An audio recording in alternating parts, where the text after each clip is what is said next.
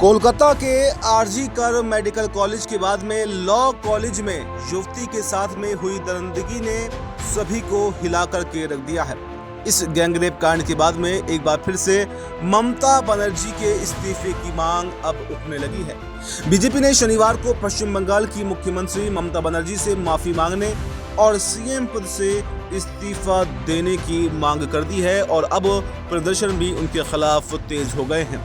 Law college में युवती के साथ में हुए गैंगरेप के मुख्य आरोपियों का कनेक्शन सत्ताधारी तृणमूल पार्टी यानी कि टीएमसी से भी बताया जा रहा है और यही वजह है कि बीजेपी ममता बनर्जी पर माफी मांगने और इस्तीफा देने का अब दबाव बना रही है और दिन ब दिन ये लड़ाई, ये जंग और भी ज्यादा तेज होती जा रही है।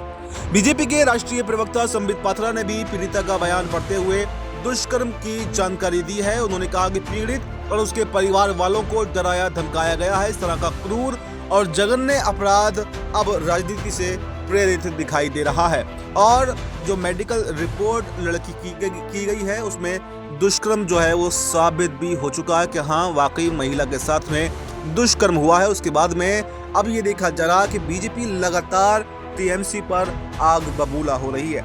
संबित पात्रा ने कहा कि बीजेपी के अध्यक्ष जेपी नड्डा ने मामले की जांच के लिए 4 सदस्यों की कमेटी का गठन भी किया है जो पश्चिम बंगाल का दौरा करेगी। इस कमेटी में 2 सिटिंग सांसद विप्लव कुमार देव और मनन कुमार मिश्रा हैं। इसके अलावा 2 पूर्व सांसद सत्यपाल सिंह और मीनाक्षी लेखी इसमें शामिल रहेंगे।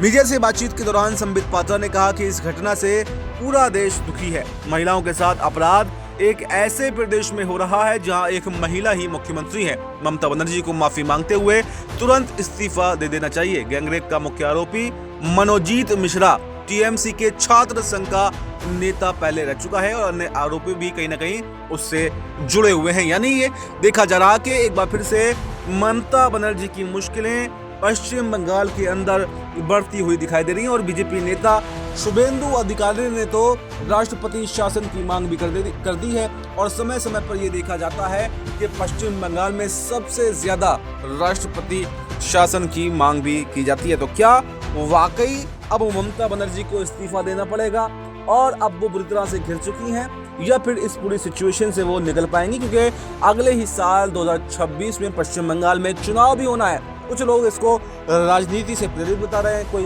टीएमसी का हाल बता रहा है तो कोई इसमें बीजेपी के साथ भी इसको जोड़ रहा है। तो आने वाले समय में ये देखना होगा कि क्या वाकई जो महिला है जिसके साथ दुष्कर्म हुआ है, जो लड़की है, क्या उसको न्याय मिल पाता है या सिर्फ राजनीतिक रोटियां जो है वो सभी लोग सेकने का काम करते रहेंगे। इस रिपोर्ट में फिलहाल इतना ही। इस पर जैसे कोई अपडेट आएगी पल पल की अपडेट हम आपको देते रहेंगे। हमें दीजिए इजाजत। नमस्कार।